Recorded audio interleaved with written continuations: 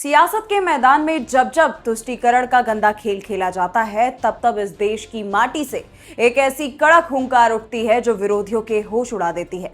जब विपक्ष vote bank के लालच में देश के स्वाभिमान को आक्रांताओं के कदमों में गिरवी रखने की कोशिश करता है, तब असम के मुख्यमंत्री हेमंत बिस्वा शर्मा की एक ही प्रहार पूरे विपक्ष के खेमे में हड़कंप मचाने के लिए काफी होता है। नमस्कार, आप देख रहे हैं बतकई चौक और मैं हूं आपके साथ गरिमा त्रिपाठी। पश्चिम बंगाल की चुनावी रैली में दिया गया उनका वो ऐतिहासिक और दमदार बयान आज भी देश के हर राष्ट्रवादी के खून में उबाल देता है। जब उन्होंने मंच से गरजते हुए सीधे विपक्ष के गाल पर तमाचा जड़ा और पूछा था कि क्या तुम्हारे बाप की जमीन है जो यहाँ बाबरी मस्जिद बना दोगे। ये महज एक चुनावी बयान नहीं था, बल्कि ये उस तुष्टीकरण की राजनीति के सीने पर किया गया सीधा वार था, जिसके दम पर विपक्ष सालों से देश को बांटने का काम कर रहा है। दरअसल तृणमूल कांग्रेस के नेता हुमायूं कबीर ने हिंदुओं की भावनाओं को कुचलते हुए एक बेहद भड़काऊ और विवादित बयान दिया। उन्होंने बंगाल की पावन भूमि पर फिर से बाबरी मस्जिद के निर्माण का खुला दावा ठोका था। ममता बनर्जी की नाक के नीचे जब ये राष्ट्र विरोधी एजेंडा चलाया जा रहा था, तब पूरा विपक्ष, चाहे वो राहुल गांधी की कांग्रेस हो या फिर अन्य क्षेत्रीय दल, सबके सब सांप सूंघकर बैठे हुए थे। किसी भी विपक्षी नेता में इतनी हिम्मत नहीं थी कि वो इस भड़काऊ बयान के विरोध में कुछ भी कह सके, क्योंकि उन्हें डर था कि कहीं उनका खास वोट बैंक इससे नाराज ना हो जाए। लेकिन जब देश के स्वाभिमान और सनातन संस्कृति पर चोट की बात आई, तो हेमंत बिस्वा शर्मा ने विपक्ष के इस घिनौने मौन को अपने तीखे शब्दों से तार तार कर दिया। उन्होंने बंगाल के कुछ बिहार की धरती पर खड़े होकर के विपक्ष के नेताओं को उनकी औकात दिखा दी। उन्होंने साफ लहजे में कहा कि मैंने सुना है कि यहाँ कोई हुमायूं कबीर है जो कहते हैं कि हम बंगाल में बाबरी मस्जिद बनाएंगे। अरे तुम्हारे बाप का माल है क्या जो यहाँ बाबरी मस्जिद बनाओगे? क्या तुम्हारे बाप की जमीन है ये? हेमंत बिस्वा शर्मा का ये बयान बहुत ज्यादा वायरल हुआ, आप उसे भी सुन लीजिए। हेमंत बिस्वा शर्मा का ये कड़ा और सीधा प्रहार केवल हुमायूं कबीर पर नहीं, बल्कि ममता बनर्जी के उस पूरे सरकारी तंत्र पर था जो ऐसे देश विरोधी और विभाजनकारी बयानों को मूक दर्शक बनकर के सह देती है। विपक्ष हमेशा हेमंत बिस्वा शर्मा के इस आक्रामक अंदाज पर छाती पीटने लगता है। वे तुरंत इसे सांप्रदायिक और नफरत भरा बयान बताने की कोशिश करने लगते हैं, लेकिन जनता विपक्ष के इस दोहरे चरित्र को बहुत अच्छे से समझती है।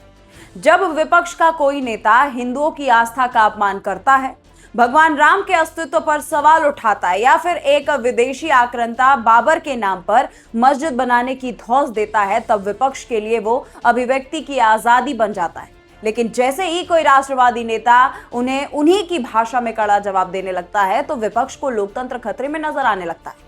हेमंत बिस्वा शर्मा ने विपक्ष के इसी पाखंड का मुखौटा पूरी तरह से नोच फेंका है। आज पूरा देश इस बात का गवाह है कि अयोध्या में सदियों के इंतजार और अनगिनत बलिदानों के बाद भव्य राम मंदिर का निर्माण हुआ। देश की सर्वोच्च अदालत ने अपने ऐतिहासिक फैसले में साफ कर दिया कि वो भूमि भगवान श्री राम की जन्मस्थली है। पूरे देश ने, चाहे वो किसी भी मजहब का हो, इस फैसले का स्वागत किया। लेकिन विपक्ष के कलेजे में आज भी राम मंदिर को देख करके आग लगी हुई है। वे आज भी चुनाव आते ही बाबरी मस्जिद का राग अलापने लगते हैं, ताकि समाज में नफरत फैलाई जा सके और दंगे भड़काए जा सके। हेमंत बिस्वा शर्मा ने विपक्ष की इसी गंदी मानसिकता को आड़े हाथों ले लिया। उन्होंने साफ कर दिया कि भारत की धरती पर अब किसी भी बाबर, औरंगजेब या फिर शाहजहां के नाम का महिमा मंडन बर्दाश्त नहीं किया जाएगा।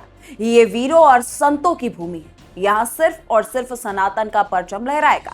विपक्ष ने हमेशा से भारत के गौरवशाली इतिहास को दबाने और विदेशी आक्रमणकारियों को महान बताने का पाप किया।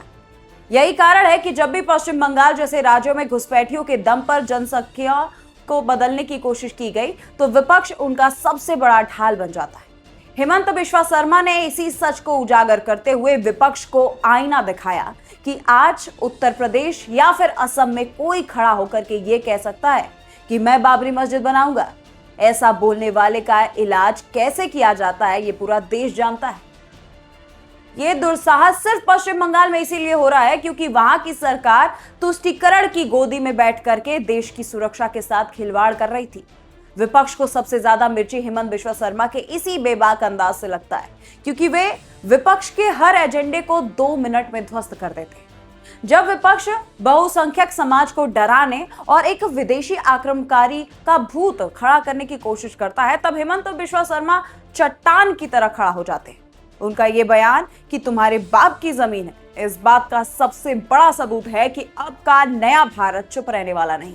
विपक्ष चाहे जितनी अदालतें घूम आए, चाहे जितने चुनाव आयोग के चक्कर काट ले, लेकिन वो जानते हैं कि दिलों से इस राष्ट्रवादी हुकार को नहीं दबा सकते। जब जब विपक्ष इस देश की असीमता को चुनौती देगा, तब तब हेमंत बिश्वा शर्मा जैसे ताकतें उन्हें उन्हीं के भाषा में जवाब दिखाएं। विपक्ष की तुष्टीकरण की दुकान अब बंद होने की कगार पर है, क्योंकि देश की जनता जाग चुकी है और वो भली भांति जानती है कि कौन देश के साथ खड़ा है और कौन आक्रामकताओं के विचार के साथ है।